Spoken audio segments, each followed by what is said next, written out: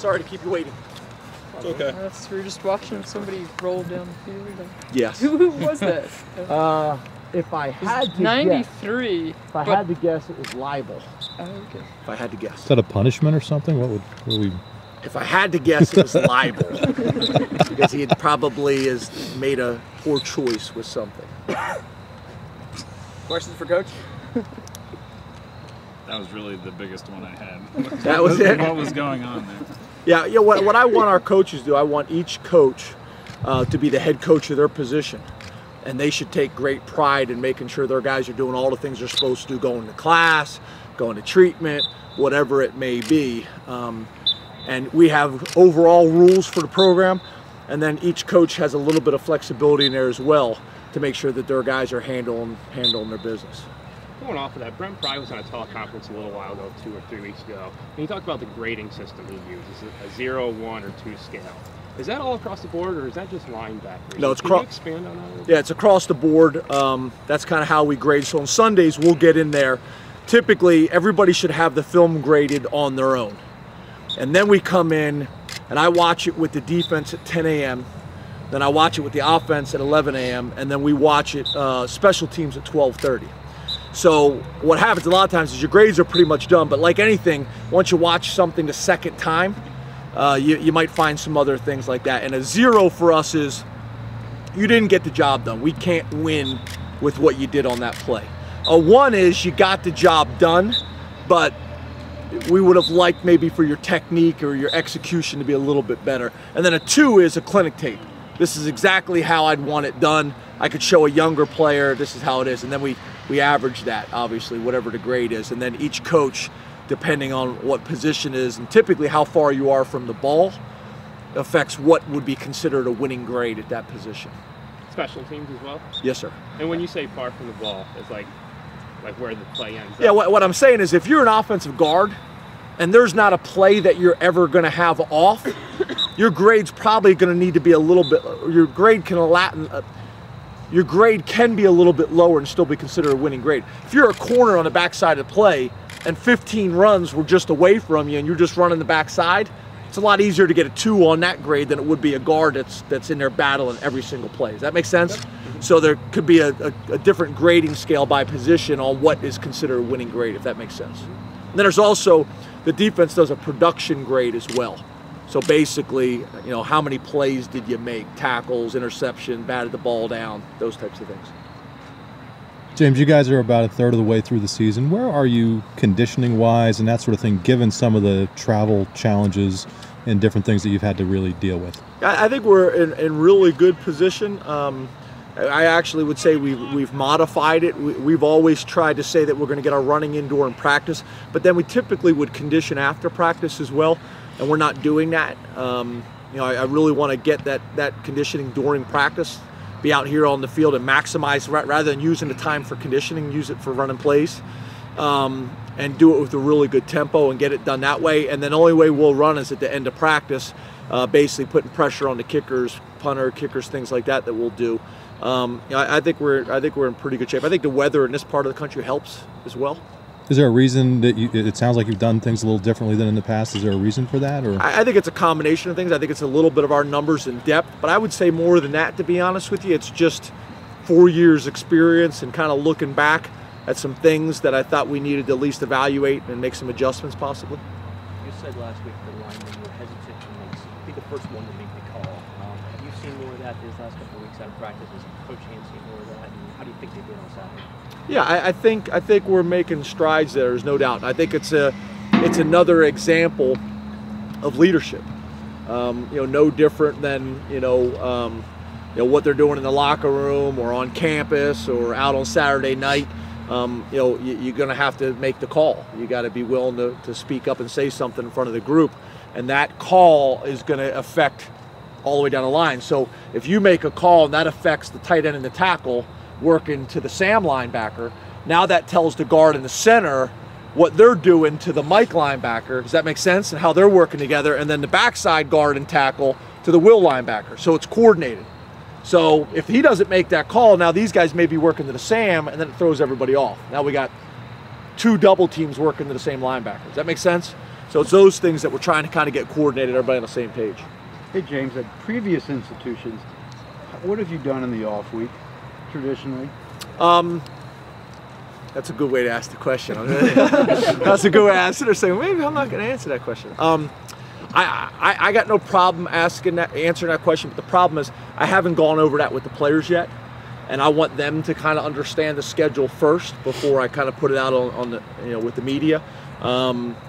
So I'll be happy to get that to you guys later. Maybe Jeff, if you guys are interested, I'll go over that on Sunday with the players. And after we've gone over the schedule, then I got no problem. If you're interested in the schedule, Jeff can get that to you. But I don't want them to read what the schedule is, because same thing. If they asked in a team meeting, I wasn't going to answer it until after the game's over. They didn't ask as well as I did, though. No, but it was pretty. I was sitting there saying that was a good way to ask. I might answer that one. Gino's got almost half of his yards on third down thus far.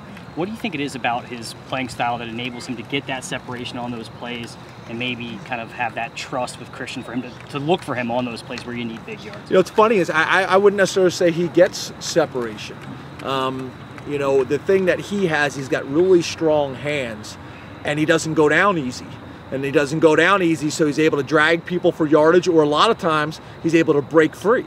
I wouldn't say that's necessarily what he does is get separation. He's a big, strong, powerful receiver, and that's kind of his game. That's something that we're working on right now with this route running and this explosion to get more separation. And he said that he has his hands in buckets of rice, kind of doing that to strengthen his hands. Is there anything else you guys do with receivers to kind of help out in that regard to get those? Well, I think Coach Galt does a lot of things in the off season. A lot of people use wraps when they're lifting, and we try to do as much of the stuff without wraps. So you're working on that those hand strengthening and the forearms and things like that. But not a whole lot. I think Gino and our receivers do a great job. We got jugs machines set up in the weight room as well. So during the day they can come over on their own and shoot the jugs machines at each other and catch balls, and they've done a good job of that all off season. You had mentioned yesterday that Northwestern's offense uses a lot of up-tempo stuff, no huddle. Do you expect to use more players because of that, or do you expect to increase reps? I know you talked about that mostly Friday, but just your initial impressions today. Would you expect to use more because of that? No, that's part of the reason why we want to play a bunch of guys all year long, to kind of get our guys used to that and to limit the amount of plays that you're going to be on the field. We did do some tempo periods today to try to help with that. But no, the best way to stop a tempo team is to get 3 and outs and get them off the field, and then those plans can backfire on you, because instead of wearing out the defense, now you're off the field pretty fast. If you're able to create 3 and outs with a tempo team. You said last week when I asked about Deshaun Hamilton that he had an interesting sense of style. Could you kind of elaborate on that a little bit? Have you seen his hair? I've seen the hair, but I didn't know if He's kind of got a box, but they're kind of like sticking out all over the place on his head. He's kind of his own man, which I appreciate about him. His hair and kind of his dress and style, and he's kind of his own man, which I like. Okay. Hey, Coach, the Hacks cadence, he's been able to draw a couple of explosive penalties this year. You being a former quarterback, how do you appreciate that? Was your cadence is that? Was your cadence that well when you were at East Stroudsburg? And have you worked with him on that at all, and what makes it so tough? Yeah, I would never put James Franklin as a quarterback and Christian Hackenberg as a quarterback in the same sentence. I didn't do anything as well as he does.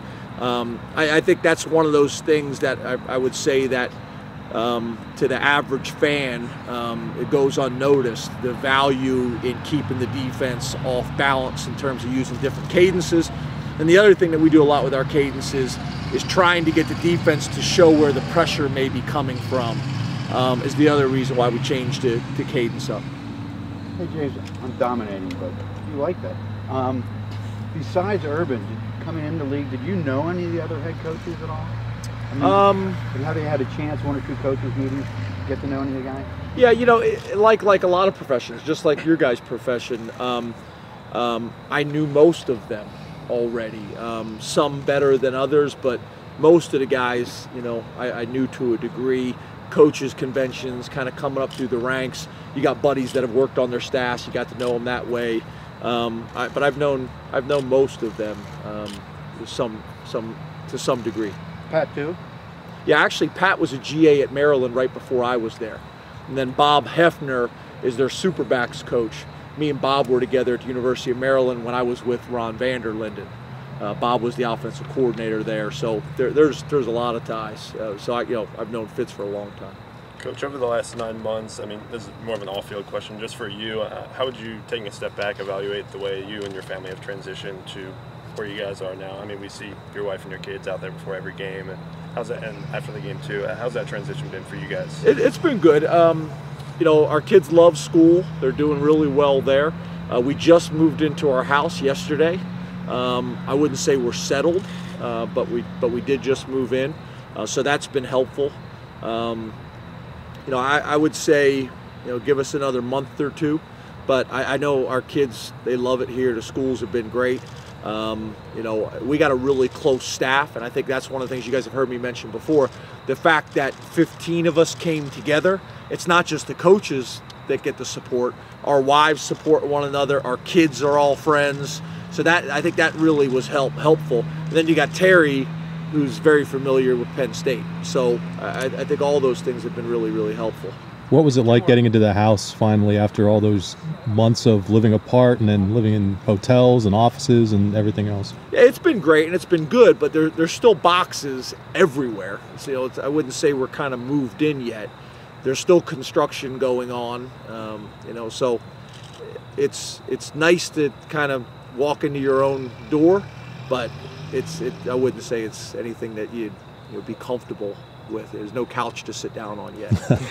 We're going to talk to Gaddis tomorrow, and he's a younger guy. You guys have a pretty younger staff anyway, but I know there was a video out there, I think over spring ball or maybe even in the summer, of him running a 40. Is he pretty competitive with these guys on a day-to-day basis, and how would you say that's kind of helped some of these receivers at this point? I think the staff overall is very competitive. I wouldn't say that any of our coaches, including Gaddis, is competitive with the players in terms of those types of things.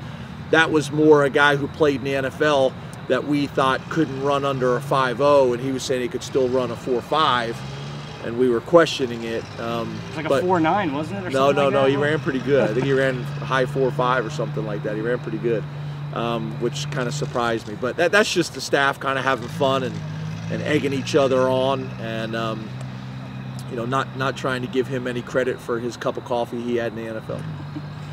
Thanks, Coach. Thanks, guys. Appreciate it.